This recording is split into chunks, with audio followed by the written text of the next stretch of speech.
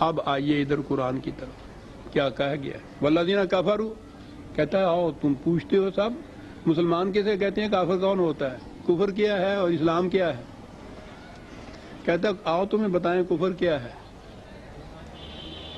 کافر وہ ہے یتمتعون و یاکلون کما تاکل الانعام، جو زندگی صرف کھانے پینے سونے جاگنے کو سمجھتے ہیں حیوانوں کی طرح، جن کو کافر کہتے ہیں۔ لیجئے جناب،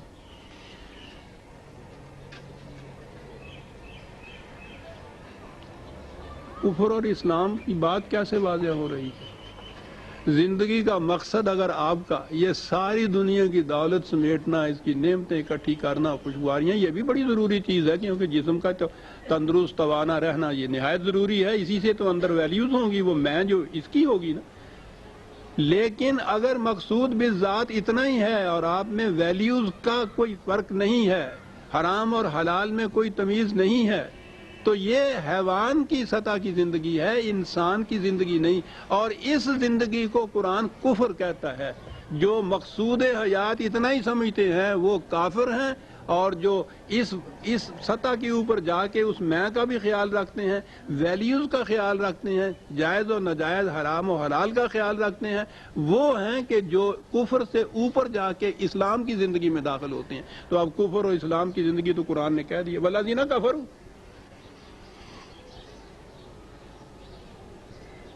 اجتماعی زندگی میں اس نے کہا تھا کہ من لم یحکم بما انزل اللہ فاولئک هم الکافرون، جو بھی خدا کی کتاب کے مطابق حکومت کام نہیں کرتے ان کو کافر کہا جاتا ہے۔ وہ تو ہے آپ کے ہاں کی اجتماعی زندگی۔ افراد کی زندگی یہ ہے کہ یتمتعون و یاکلون کما تاکل الانعام، زندگی حیوانی سطح کی زندگی جو سمجھتے ہیں تو ان کو کافر کہا جاتا ہے، اور جو یہ ہیں انہی کو والنار مثوی لہم، ان کا ٹھکانہ جہنم ہوتا ہے۔ صاحب بات ختم ہو گئی۔ تو یہ تو ہر شخص اپنے ہاں طے کر سکتا ہے، فیصلہ کر لیتا ہے اپنے آپ کہ میری زندگی کا مقصود اتنا ہی ہے۔ عزیزان من، سوچئے گا اطمینان سے کہ زندگی کا اتنا ہی مقصد ہے۔ کیوں میاں صاحب آج کل پھر کیا ہو رہا ہے؟ کہنے کہ صاحب اللہ کا شکر ہے، پڑھے لکھے ملازم، نوکری کی، بڑی عزت کی نوکری کی، نوکری بڑی عزت کی، اس فریب خوردہ شاہی کو کیا کہا جائے؟ بڑی عزت کی نوکری کی، ٹھیک ہے جی، ریٹائر ہوئے۔ اکبر جو کہہ گیا، کیا کہیں احباب، کیا کارے نمایاں کر گئے۔ بی اے کیا، نوکر ہوئی، نوکر ہوئے، پینشن ملی اور مر گئے، کارے نمایاں۔ بیل بھی اسی طرح سے مرتا ہے، کھاتا ہے، پیتا ہے، بچے پیدا کرتا ہے، سانس لیتا ہے، تبھی مشینری ختم ہو جاتی ہے، مر جاتا ہے، وہ بھی مر گیا، یہ بھی مر گیا۔ اس کی موت کفر کی موت ہے۔ حیوانی سطح کی زندگی کفر کی زندگی ہے۔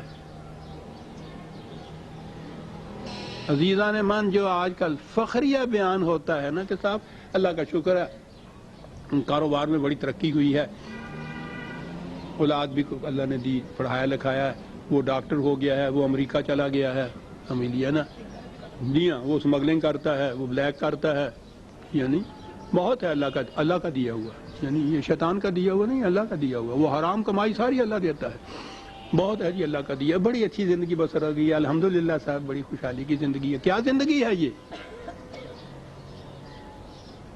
وہ اب تو نہیں ہوتے، کوتل گھوڑے ہوتے تھے جن پہ سونے کی کاٹھی ڈالتے تھے، ہیروں کے گلے میں ہار ڈال دیتے تھے، یہ کچھ ہے نا،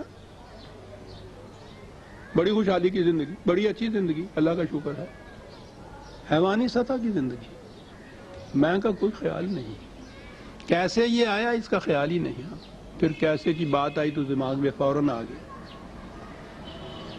کہ حضرت عمر رضی اللہ تعالیٰ عنہ سے انہوں نے پوچھا تھا کہ خلافت کسے کہتے ہیں؟ کہنے لگے میں تو زیادہ لمبا چوڑا کوئی فلاسفر ہوں نہیں، میں تو سمجھتا نہیں ہوں، میں تو اتنا ہی سمجھتا ہوں کہ خدا کے ہاں سے پوچھا یہ جائے گا کہ کہاں سے لیا تھا اور کہاں دیا تھا، میں تو اسی کو سمجھتا ہوں۔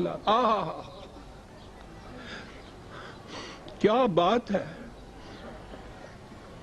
جس کو ہر وقت اس کا دھڑکا ہے کہ کہاں سے لیا تھا اور کہاں دیا ہے، یہی تو ہے وہ میں کی زندگی۔ حیوانی سطح کے اوپر یہ سوال ہی نہیں پیدا ہوتا کہ بیل کہے کہ میں نے وہاں سے کھایا تھا وہاں سے نہیں کھایا تھا، مجھے تو گھاس چاہیے تھی۔